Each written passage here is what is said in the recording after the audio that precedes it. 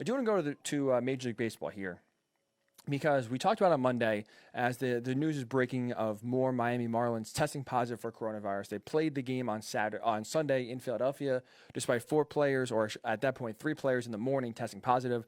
Still played the game, and then it comes out now that more and more players tested positive after the game, and the total number of cases for the Marlins traveling party, which is coaches, players, and staff members, is 18 as we sit here today on July 30th. Not great. Not what Major League Baseball wanted. Probably Rob Manfred wouldn't say it, but I'll say it. The nightmare situation that Major League Baseball was stayed up at night for a while, fretting, worrying about it, hoping never came to fruition.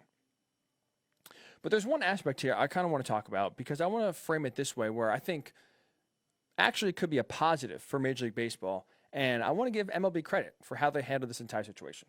So Bob Nightingale, a very respected Major League Baseball reporter, was on 93.7 The Fan in Pittsburgh the other day. And when asked about, how this outbreak started, right? Obviously, as we know, playing a pandemic, it's not that hard for a virus when you're not in a bubble, when you're still traveling, to infiltrate a baseball team and spread around quickly. And he said from his sources, he was hearing that the virus actually originated because players went out in Atlanta when they were playing exhibition games against the Braves prior to going to Philadelphia, and that they brought the virus back when they went out, and that's how the team was infected. So hearing this, I should think if this is actually true, because we have yet to verify it, we've yet to have the Marlins come out and say this is true, or have multiple reporters come out and back up what Bob Nightingale is saying. But if he's right, that one player, a group of small players went out in Atlanta when they shouldn't have, maybe weren't safe, weren't wearing a mask, weren't social distancing, caught the virus out at a club, at a bar, wherever they were, and brought it back into the rest of the team, and that's how it spread. I should do think this is the best case scenario for Major League Baseball, and I'll explain why, and I'll put it in this way. When you look at, like I just said, playing a pandemic, it's not that hard for the virus when you're not in a bubble, when you're still traveling, and you're not basically sealing yourself off from the rest of the world like hockey's doing and like basketball is doing. It's not that hard for the virus to infiltrate a clubhouse and spread around. And the virus infiltrated not because it's impossible to have sports played during a pandemic, not because the players were still taking precautions and it was an accidental exposure, whether you're going on the bus ride, maybe the bus driver had it, or a flight attendant was exposed, but you did all the right rules and you still just couldn't prevent it. It still happens, as we know, the spread still happens, and you did the best, but the pandemic always wins, the virus always wins. It's not because of that. Bob Nightingale's right. The virus spread because you had a few guys who didn't respect the rules and didn't take it seriously. Which, in my mind, why I say this is the best case scenario is because that is controllable. Major League Baseball can implement rules, can implement protocols and guidelines to make sure that doesn't happen again. You can control player habits. You can control player whereabouts and where they go for the most part. So that's how it happened. Because a few players weren't respecting the rules, weren't taking it seriously. That's more controllable and more in MLB's jurisdiction than is if you were safe, you still wearing a mask, but yet the virus still infiltrated the clubhouse and spread around. So Major League Baseball already started taking some protocols. They have essentially a protocol monitor they just put in there to make sure that players are staying socially distant, wearing masks, doing the right thing. They've strongly encouraged players not to go out when they're on the road. But to me, Major League Baseball, you gotta put the hammer down. Implement strict protocols and harsh punishments. Quarantine, and more importantly, as we know, money talks, fines. These are the only two things, in my mind at least, that will deter players from taking a risk going forward. You have to have the players and the teams held accountable. Money is the best way to do that. So if a player breaks curfew, if a player goes out when he's not supposed to, fine him. You can't mess around anymore. You can't take any more risks. Because as you see, the season was close. I truly do think if, so far, knock on wood, we have yet to see the Phillies get sick. But if the Phillies got sick, if the Marlins spread in the game the virus to the Phillies, Major League Baseball would be in huge trouble. So far, the virus is only within the Marlins organization, no other organization. So Major League Baseball has to use this opportunity to implement strict protocols and basically, as much as possible, put these guys in a bubble when they're on the road. And look at the NBA. The NBA created a bubble. They basically, outside of a few Disney workers going in and out, aren't allowing anyone to come in, anyone to go out, and if you do, you have to quarantine for a few days because they don't want the virus coming in at all. They're trying to have as normal as possible of an ecosystem within the bubble, so that way you can live your life, you can do a few things, you can go golf, you can go fishing, you can go to restaurants and enjoy it, while at the same time being safe because for the most part, the virus is outside of this bubble you created. As we see, for a second week in a row, no players have tested positive within the bubble, so it's working. But even the NBA, spending all this money, putting all these protocols in, and designing a bubble specifically to keep the virus out and have players also still be comfortable, they still, even with that, instituted punishments, instituted fines for players because they still don't trust them to follow the rules and not break and go outside the bubble. So if the NBA does all this effort, goes through all this money to build this basically as virus-proof bubble as possible, but yet they still have punishments in place for players because they still don't trust them to stay inside the bubble the entire time. Major League Baseball cannot basically slap players on the wrist, slap organizations on the wrist. When you're putting the temptation out there, you're letting the teams travel. There's no restrictions of once you get to the hotel, if you really wanted to, you can go out to the club, you can go out to the bar, you can get a bite to eat. And the only way it comes back and bites you in the butt is if something like happened with the Marlins, where you do test positive and you spread it around. So it's controllable for Major League Baseball that the virus spread from players not respecting the rules, but at the same time, you have to implement strict protocols and harsh punishments. Quarantine, because no one likes sitting in their hotel for 10 days or 2 weeks, even if it's plush, even if it's nice. It's still sitting in a room. That's not that big for 10 days or 2 weeks is brutal. And hit them where it hurts in their pockets. I mean, as we know, players are already making, 30% of what they're supposed to make this year? Hit them harder. You can't take a risk because as we see, one player or a group of small players decide to break the rules for a little bit, even for one night, it could take down almost the entire season.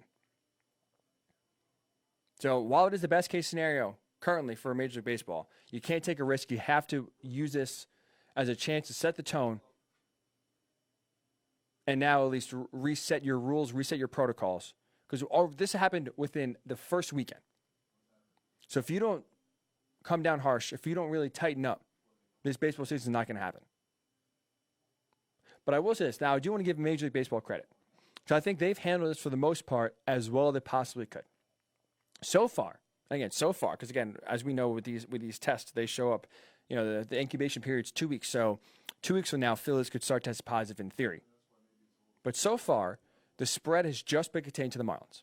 0 players in the Phillies have tested positive. And also, just as importantly, since the season started Friday, so just about a week ago, right, as we're sitting here on Thursday, the Marlins are the only team with new positive tests since then. 6,400 tests across all 30 teams have been done. Marlins are the only ones with new tests. So that's good. So at least you see so far, most teams are following the protocols. Most players are doing the right things. And at least for 1 week, you see if these players actually respect the rules, this could work. Traveling could work. Not being in a bubble could work. Going home to see your family at night could work. If everyone does so. I'll give MLB more credit because I think, honestly, they do deserve a hat tip. I tweeted this on Monday. I said this on the show on Monday.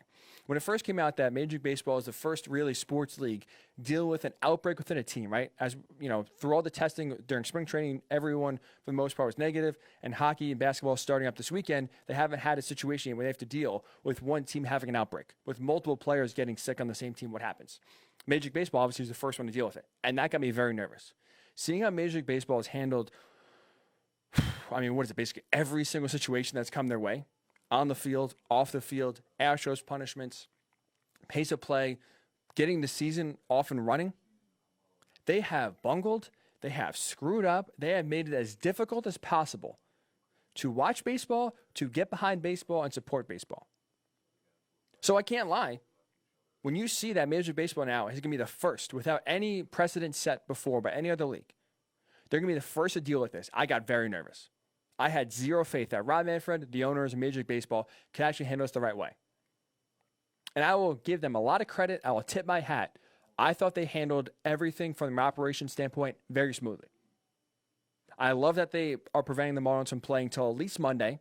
So at least 1 week removed from every other team as they try to obviously get the virus under control on their own team. and it could even last longer. So I love that. Don't take a risk. Just take the team and put them to the side. We see with the MLS, they created a bubble. They kicked 2 teams out of the bubble. Kicked them out. Your season's over. So I like that Major League Baseball isolated the Marlins. I really do like, too, because I think this was an area I was worried about, but I like how they're extra precautious with the Phillies. Now the Phillies aren't going to play till Saturday. And from epidemiologists that I've read about, we have MLB reporters. Jason Stark does a great podcast on The Athletic. He had an epidemiologist on the show this week, and he was saying that the Phillies, you need about 4 or 5 days to see if the spread would happen from the Marlins to the Phillies. Only 2 weeks. He said about 4 or 5 days you would start seeing positive tests come in from the Phillies that they were exposed and the virus was transmitted somehow from the Marlins to the Phillies. So I love how baseball listened to the experts, to those who know best, and decided to, okay, we're gonna prevent the Phillies from playing until Saturday. So they have almost a full week off as well. So the Marlins are out, the Phillies are out, and they showed great flexibility, rotating right away, putting the Yankees and the Orioles, the 2 teams that were supposed to play the Marlins and the Phillies, and they put them together to play. No reason to punish the Yankees or punish the Orioles and basically have them sit on the couch for a week when they had nothing to do with the virus, no exposure to the virus, and they put them and just put a series together just like that. So I'm very impressed, and that's what MLB has to have. That's what every league has to have, flexibility like that. 1 or 2 teams get sick. Okay, these 2 teams that were supposed to play, but the games got canceled because the other team was sick. Boom, we'll put these 2 together. That was great. Even Dr. Fauci, the face of the coronavirus here, has been impressed. He was talking to the ESPN Daily podcast yesterday, and this is his quote when he was looking at how Major League Baseball handled the Marlins situation, the Phillies situation, and taking extra precautions. He said MLB, quote, handled it well, to be honest with you, in that they've done virtually everything that you could do to get to... I'll read it again. I'm sorry. Not the best reader. I try not to read many quotes. One, because it sounds better when you have the person actually saying it. But 2, my reading comprehension skills, I'm not going to lie, aren't great. And my main job at CBS Sports Radio, I do read on the air a lot. Does not go well. Spoiler alert, does not go well. Try it again. Dr. Fauci at Major League Baseball's handling of the virus this week with the outbreak on the Marlins. Quote, MLB, quote, handled it well, to be honest with you, in that they've done virtually everything that you could do to get to the main goal. That was to protect the health and the welfare of players and the personnel associated with the team. He's given his hat tip. Mr. Coronavirus himself has given a hat tip to Major League Baseball for how they handled it. Putting player safety first. Making sure that players aren't at risk and that they're being safe and not reckless. So to me, hearing that the virus potentially was contracted by players not respecting the rules, something you can control, and seeing the way Major League Baseball handled it, putting the Marlins off to the side, putting the Phillies off to the side, rescheduling games between the Yankees and the Orioles that were canceled. This is a good sign, at least for Major League Baseball, right away. Obviously not ideal. And we'll give them a lot of credit. I thought they handled this the best way they possibly could so far in a time that's unprecedented, and there's no book. There is no outline saying this is what happens if this happens. If an outbreak happens, this is what you should do. So they're making it up as they go. It could be scary, but so far through the first week, I commend MLB for how they've handled it. Because really, when you look at it, when you listen to epidemiologists, when you kind of just look at the whole landscape of the country and the best way to mitigate the spread of the virus, the best hope for Major League Baseball to continue and finish the season, it's time. It's time.